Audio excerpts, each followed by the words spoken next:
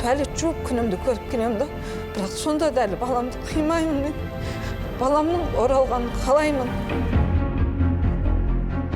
Ел қатарлы күн көріп жүрген Жанна ханым неліктен дәретхана жуып кетті.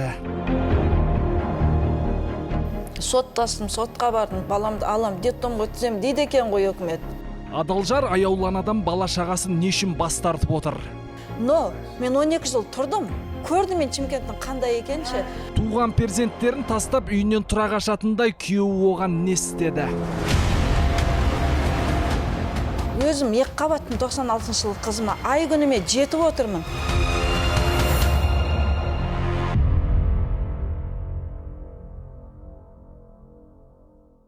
Құрмет көрермендер, әңгімемізді жалғастыру үшін біз ортамызға Жанна ханым шақырамыз.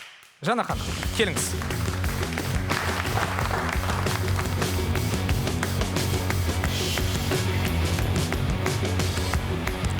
Жанна ханым, амансыз ба? Жақсы жетіп келдіңіз. Көңіл күйіңіз қалай? Жақсы болады. Жақсы. Кешегі бағдарламадан кейін үйге барып, біраз ойланған шығарсыз. Барлығы жақсы ғой? Барлығы жақсы. Керемет.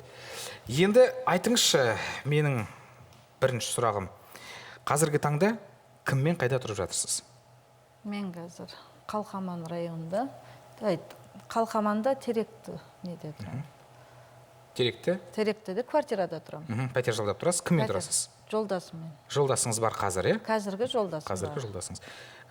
Айтып беріңізші, қазіргі жолдасыңыз жайлы. Қандай адам ол? Жасы нешеде, қайда жұмыс жасайды? Бірге араларыңызда перзент бар ма, жоқ па? Қазіргі жолдасымен тұрып атқаныма 3 жыл болды.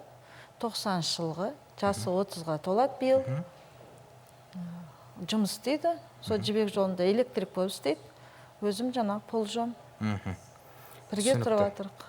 Жанна ханым, айтыңызшы, бала шағаңыз бар, бірақ жаныңызда емес, яғни өзіңіздің перзенттеріңізсіз өмір сүру қаншалықты қиын?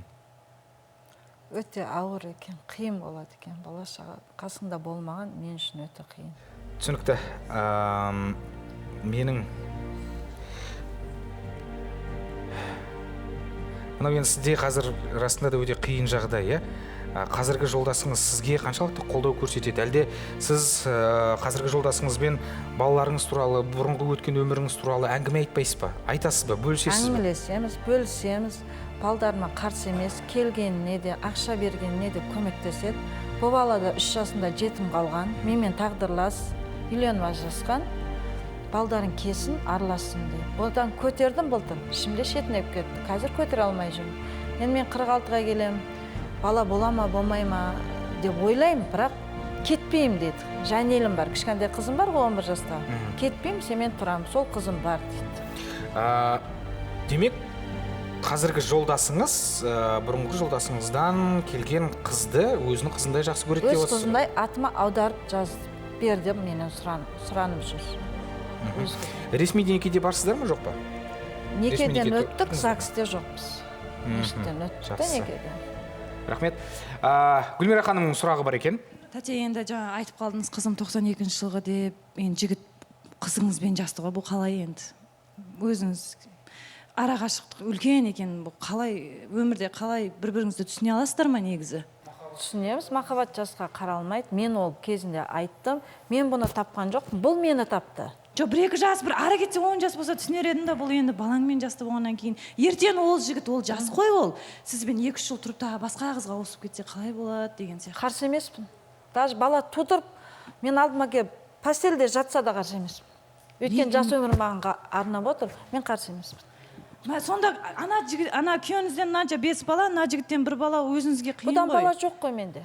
Жоқ, тағы да туасыз, әр еркектен туған бір қыз не болып қалмай ма, қиын болып қалмай ма? Енді бұдан мен көтеріп туа алмадым, Алла бермеді. Бұл басқа біреу алам десе мен қарсы емеспін. Болады шығар, жассыз ғой, болады шығар деймін да, болса ертең ол тағы да жас қызға алып кетсе. Ол Алланың қолында, менің қолымда. Мен енді былай дұрыс пікір айтайын. Әлі де болса, өзіңіз қатар бір еркекпен тұрмыс құрған дұрыс шығар. Жоқ, бұдан кейін маған еркек керек емес. Бұл кетіп қалса, мен еркек қаламай, мен баламды, немеремді қалайын, болды. Тоқ етіп. Өйткені бұл жас. Рахмет, қазір енді былай жасайық. Гүлмира ханым сұрағы бар екен. Гүлжан ханым, сұрағыңызды қойыңыз.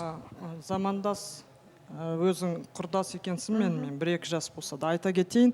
Жаңа осы мәселе жөнінде осыны естіп, балаңызға жаңағындай ауыр тиіп, сол мүмкін сол тартынып жатқанында сол бір себеп шығар деп ойлап отырмын да. Содан деп ойламайсыз ба, өкпелі деп? Жоқ, ол қызым, балам, мама тұрмысқа шыға беріңіз, біз қонақпыз. Сіз осы кезіңізде біреуді етегінен ұстап кете бер деп балдарын рұқсат беріп отыр. Оған қарсы емес. Ол оның алдында менімен араласпайды. Сіздің жеке өміріңізге мен араласпаймын, өйткені Аллахтың өзі солай жазып қойған шығар.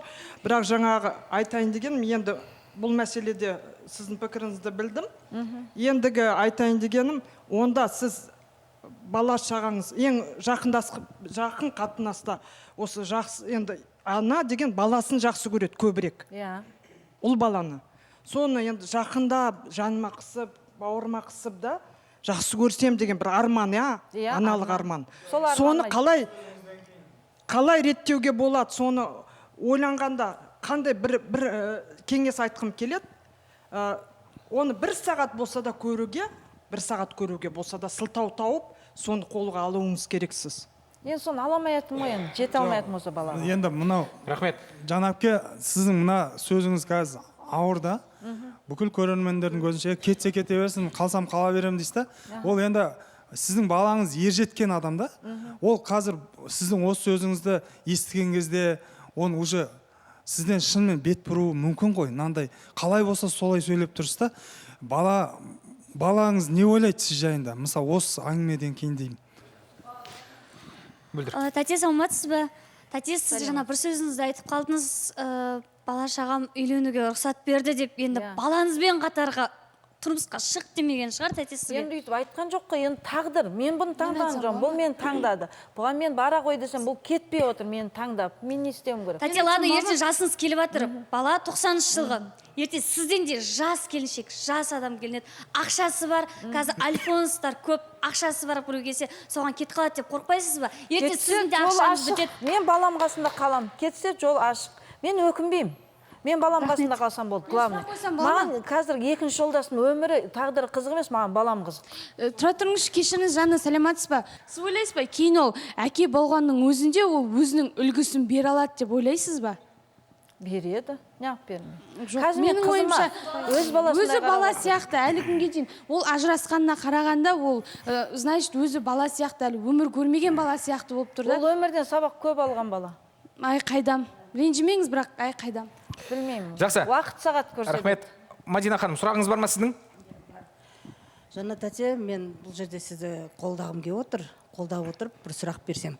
Жаңағы сіз 90 жылғы жігітім бар деп жатсыз, жолдасым деп жатсыз да, махаббат жасқа қарамайды дейсіз. Жарайды, онда қойдық қой, онда естідік. Енді мына сұрақ, жолдасыңыз, мысалы үшін жаңа кері қарама-қарсы әңгімелер кетіп жатыр ғой.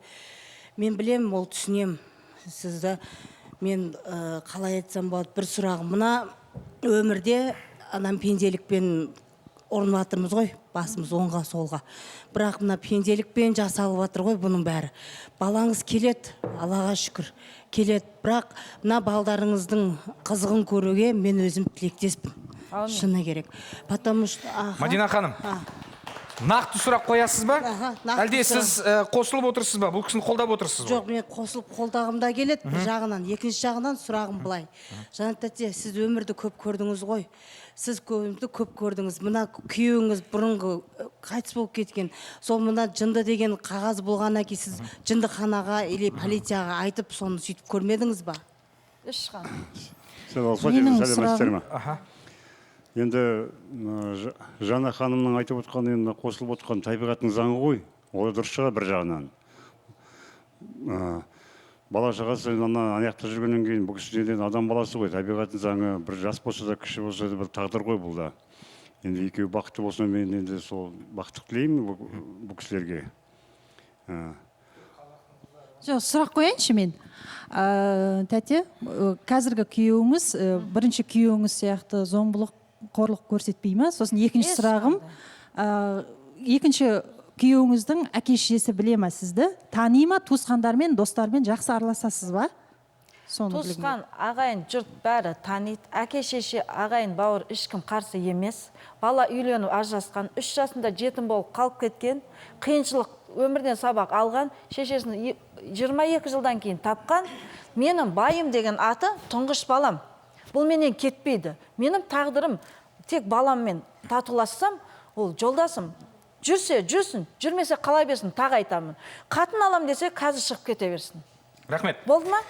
Жана ханым, құрметті көрермендер, Жана ханымның негізгі басты мәселесі өзінің балапандарын, өзінің баласын бауырына басқысы келеді. Сол ғой? Сол мен. Міндетті түрде біз барын саламыз, сізге көмектесеміз.